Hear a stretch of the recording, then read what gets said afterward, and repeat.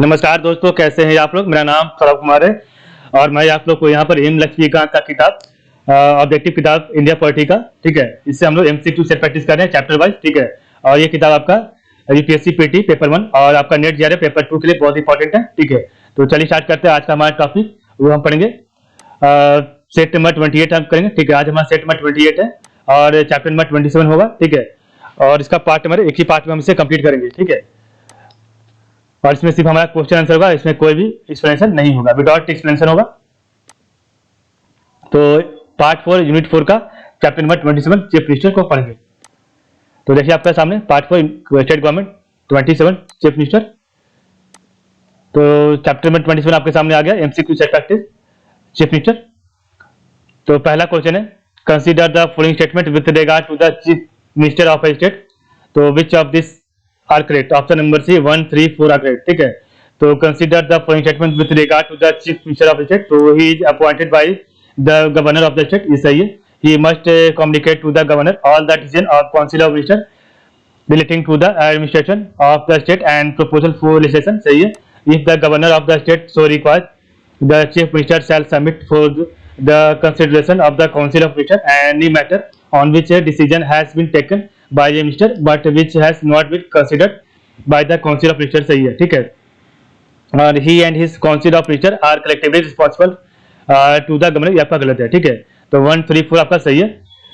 Question number 2 है, consider the following powers function. तो the powers function of the chief minister of state include. Option number 2, 3, 4 are right. तो presiding over the meetings of the cabinet, ये आपका सही है। Resolving conflicts between the minister, सही है। And communicating with the governor, आपका सही है, ठीक है। आपका पहला गलत है। Appointing minister and allocating portfolios for them, आपका गलत है, ठीक है। तो consider the following powers function, presiding over the meetings of cabinet, सही है। रिजॉल्विंग कॉन्फ्लिक्ट्स बिटवीन मिनिस्टर, सही है। एंड कम्युनिकेटिंग विद गवर्नर, सही है। थर्ड क्वेश्चन 3 आपका, which of the following are included in the article 167 of the Indian constitution defining the duties of the chief minister.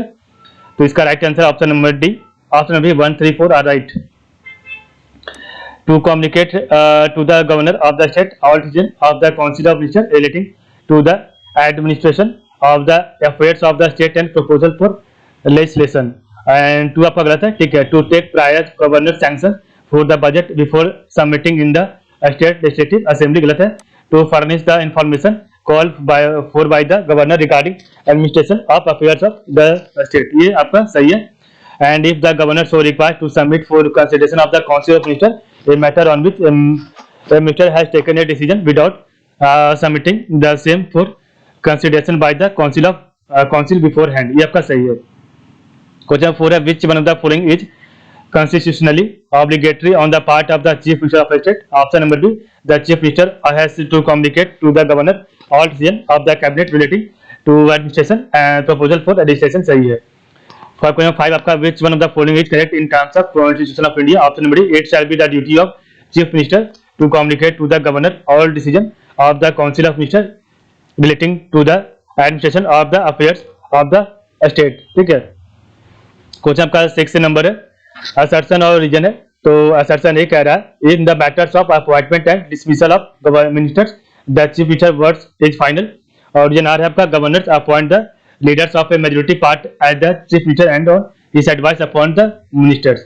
Option number A आपका, both A and R individually true and R is the correct explanation of A, ठीक है। दोनों आपका सही है। Assertion ये कह रहा है, in the matters of appointment and dismissal of ministers the chief minister word is final. And reason are आपका, the governor appoint a leader of the majority party as the chief minister and on his advice appoints other minister, आपका दोनों सही है, ठीक है। और explanation भी सही है। क्वेश्चन 7 आपका, when there is no majority party in the state legislative assembly, the principal consideration governing the choice of the chief minister by the governor of the state is the option number ability to the person who is most likely to command a stable majority in the house, ठीक है। ये आपका सही है, ठीक है। Question 8 है, the constitution of India based on that proposal for legislation are to be communicated to the governor by the option number chief minister। the constitution of India based on the proposal for legislation are to be communicated to the governor by the chief minister। Question 9 है, assertion A और reason R है। तो assertion A कह रहा है, the chief minister of the state is the head of the council of minister of that state. इजनार है, the chief minister is responsible to the state legislative assembly and enjoys the support of a majority in the house. ठीक है, आपका both A and R are true and R is the correct explanation of A. दोनों आपका सही है, ठीक है, explanation भी सही है. तो the chief minister of a state is the head of the council of minister of that state. The chief minister is responsible to the state legislative assembly and enjoys the support of a majority in the house.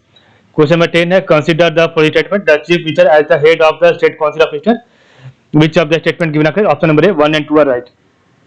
The chief minister as the head of the state council of minister, he has a free hand in the distribution of portfolios and he can reshuffle the ministers and ask any minister to resign. ठीक है.